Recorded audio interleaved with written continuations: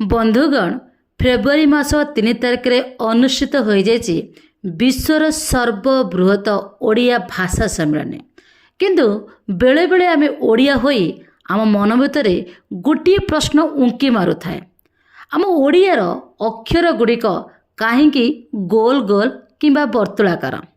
आम ओडिया भाषा एक प्राचीन भाषा जहाँ पाखापाखि 500 वर्ष पुराना अटे एवं ओडिया भाषा भारतर 6टी प्राचीन भाषा मध्यरु अन्यतम।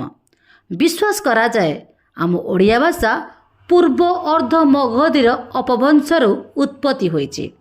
आमर अक्षर गुड़िक गोल कारण आगରୁ ओडिया अक्षर तालपत्र लेखा जाउथिला एवं ई तालपत्रर सीधा गार टाणले ता चिरी हो जाउथिला, जोंथिपाई समयर सह आम ओडिया लेखा गुड़िक धीरे धीरे वर्तुलाकार हो गला। एवं मोर सबुठ जो छोट प्रश्न आपण मानक पाख से प्रकृति में आमे जो ओडिया अक्षर कथा कहूँ ओडिया वर्णमाला रे केते गोटी अक्षर अच्छे ता कमेंट सेक्शन रे निहाती जणांतो।